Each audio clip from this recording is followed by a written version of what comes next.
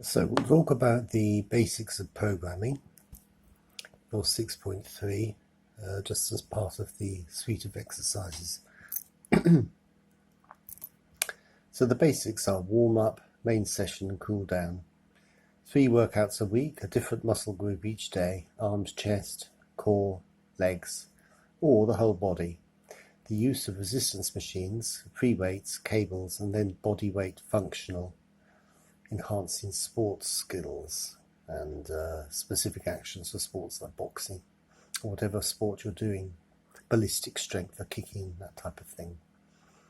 My Santa Cruz Fitness Master presents a range of exercises drawn from Mork Coulson's fitness instructor's book and AFP material. We sort of covered those exercises already in the coursework, but they're all essential exercises, all very standard, and they will certainly all do the job if you do them all. But I will be presenting materials with a lot of extra exercises to give demonstrations in the gym in due course. But the exercises presented in the Santa Cruz Fitness Master, which will be referenced in the coursework, cover the 6 types of movement: push, pull, twist, bend, squat and lunge. All 3 planes, and the program should make sure that they do cover all of that. You have to have all those motions and movements within your program. Now, in some cases, you can follow what I call the process of transition across the methods. Take the chest press. A basic principle is to do chest press on the machine, then with free weights, then with cables as the exercises get harder. Use more muscles and a wider range of motion and move towards whole body. Some exercises cannot easily be transitioned in this way, so look to the potential of the equipment. Machines are best for legs. Free weights are primarily an upper body event. Cables are ideal for building in twist movements and transverse plane.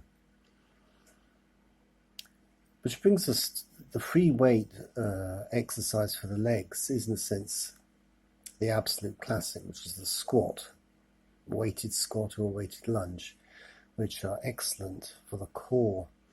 But I tend to think of that as a whole body activity rather than it being a sort of free weight exercise. Some exercises cannot be easily transitioned, therefore. So you'll find that basically machines, the example I just referenced, machines are good for the lower body because they can do things like hip adduction, hip abduction, which is really quite tricky, almost impossible with free weights, but not with cables.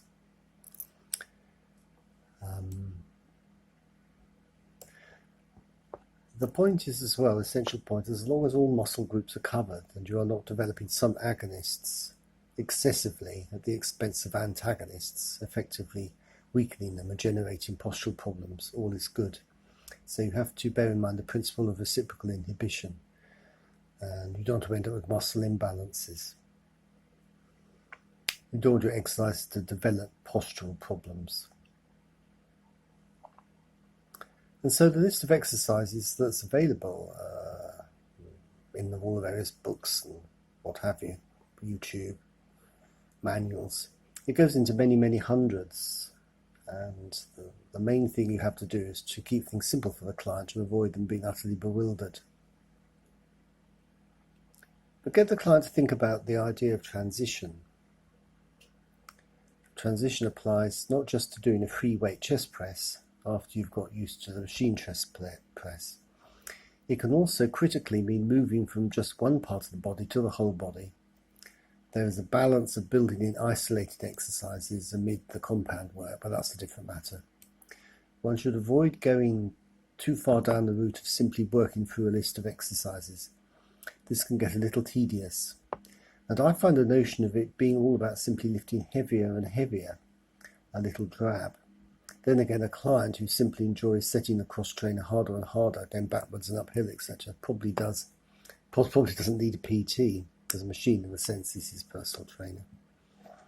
But the cross trainer can be used to pretty much do a full fitness program if you develop its full potential. But the point I want to make is that under the concept of upward transition, shall we say, the client can think more in terms of how each exercise can develop excitingly, from part of the body to whole body, from cycling to rowing, from seated to standing exercise, from simple squats to weighted squats. Make the transition as soon as possible from limited weight work to whole body cable work, and so on. Simple cycling in the gym moves towards the spinning class. Simple rowing machine moves to the weighted low row and standing cable row. Walking on treadmill becomes running.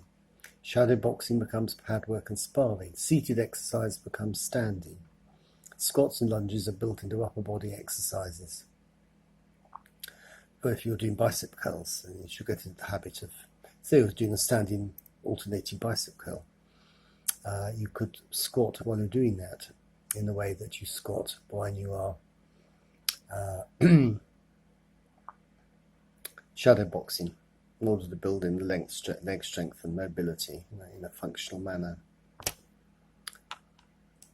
It's good to help the client have more fun.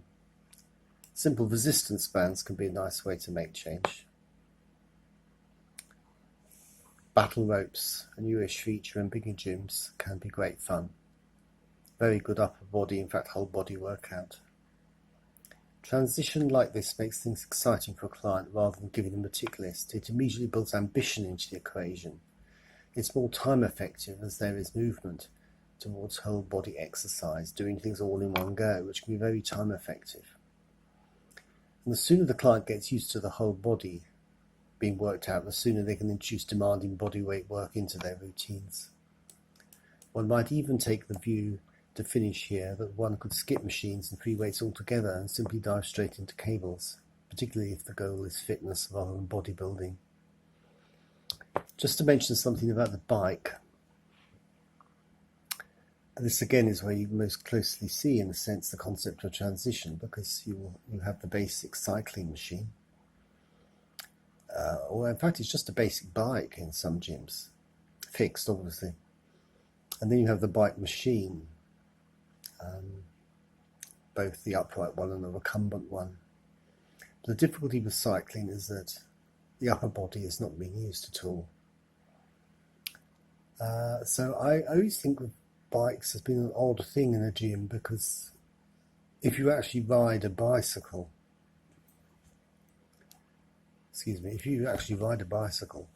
it's much better, uses much more range of motion, and you're going to bring into play the obliques. And when you're turning and so on, you're going to have a much more working out of the body than you would simply going purely in sagittal plane with the legs in a fixed position. So in my cardio, that first cardio presentation, I kind of ignored the bike because it's not really on my radar, but what I would say is cycle to the gym, actually cycling uphill and weaving your way just here and there is getting close to a whole body workout.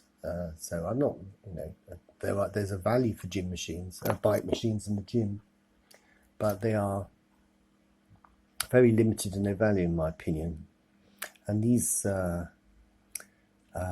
Peloton machines are quite interesting because they're all the buzz, but they're very, very expensive, and it's purely sagittal plane, purely working out your legs, and you can do so much more than that.